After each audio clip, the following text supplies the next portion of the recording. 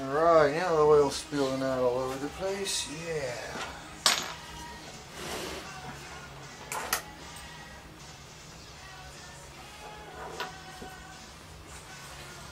So I split the transfer case.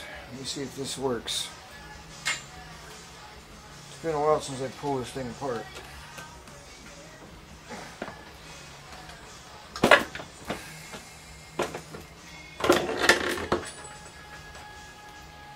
There you have it. Now, one thing to remember, you will not split the case unless you take this snap ring off the output shaft, okay? It will not come off. Done it. Been there. Got all bolts off. Why wouldn't it come off? It's got the little snap ring on there, okay? So, yeah, wow. Okay. This is not turning because it's not locked in a four-wheel drive yet. First you gotta, this here controls your four-wheel drive right here. This is your shifter thingy here. It's basically a fork. There's a fork in there that slides up and engages this chain. Okay, so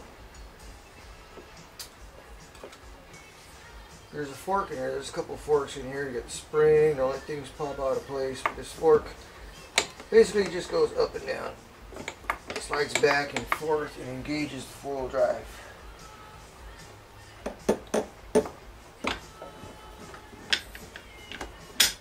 There you go. Okay. Oh, disengage. It slides back into place. Everything's free spooling again. Stuff back in right. See these little slots in here? This is part of the moving parts here. There's a part of the fork sits in here. So when this thing turns, see how it jumps up? Goes up, locks into place. Now you're in a four-wheel drive. This moves your fork. Moves your fork from this position up to that position. Okay. And this is some kind of spring. You know what? I think I had this pop off once. Let's not talk about that. So when you put this back in, that fork thing's got to go right there. And this little thing here's got a hole for it too.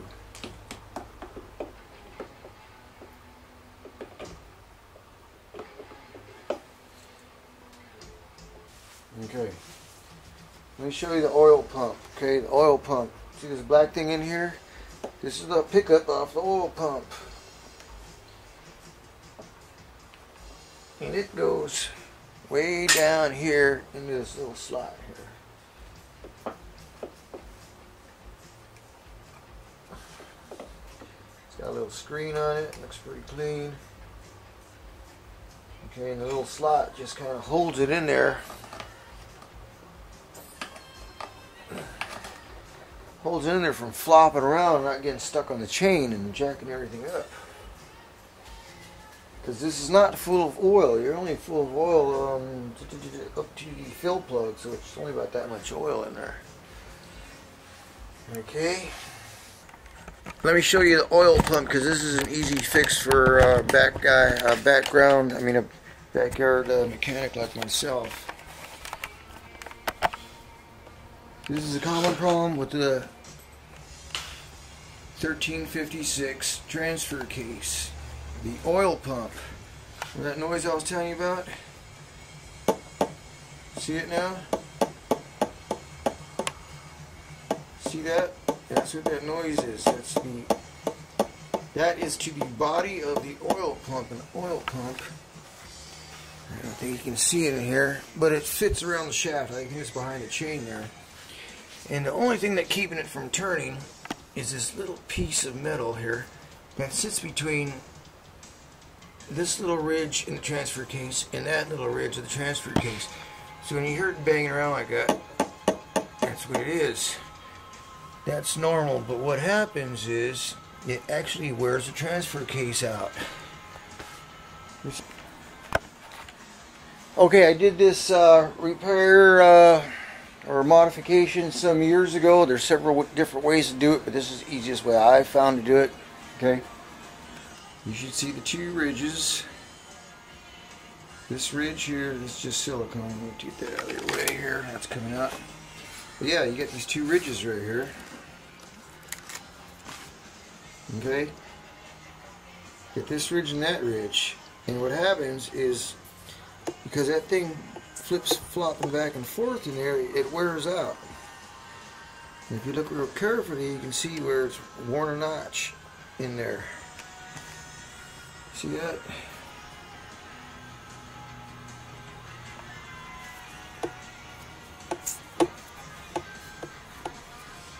So once it gets past, yeah, once it wears past that ridge, the whole pump will spin and you won't get any oil. Or it'll spin and it'll disconnect your little hose, it'll disconnect the pickup hose, and you won't get any oil into the moving parts in here. And baby, there's some moving parts in there. See that? That's a planetary gear back down there on the bottom. See that? Yeah, so how do you fix that? One way to do it is to drive a screw in from the outside, drill a hole and put a screw in that will hold that thing from flipping and flopping back and forth like that. And you're probably, huh? How do I do that? Oh, very carefully mark the location. Okay, this thing is a bent piece of metal. And insert a screw in under there into the transfer case to hold it from flipping, flopping back and forth. Or what I did in this case, yeah. What I did on this case, I just bent this tab. I bent the tab down so it's no longer wearing in that spot. It's wearing in a new spot. Alright, inside of the case on the output shaft, just while I got it in my hand here, this here is a speed sensor, okay? This is the speed sensor that connects to your electronic transfer case control. Oh shit, what the hell was that? Damn it. That's what these little wires are for right here. These two little wires right here. This goes into your transfer case speed sensor. These are... There's a problem with this transfer case, and some of you Bronco owners might have this problem. The thumper clunk on takeoff, driveline thumper clunk. This is from Gears magazine, okay? I'm not making this up. So the problem lies inside the transfer case itself. Careful examination of the rear output shaft will reveal excessive end play between the shaft and the rear bearing. So this is the shaft. Excessive play between the shaft and the rear bearing.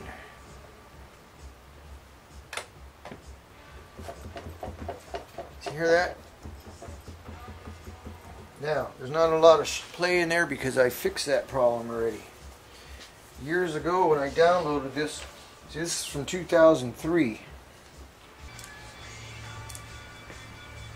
The snap ring tool fits inside the little holes in there. See the little holes? And spreads it so it'll pop out. So first of all, keep that bearing moving around in there. You may have to shim it. Okay, and this will keep the bearing from moving around. These are shims. There's a part number for these, and they come in different thicknesses.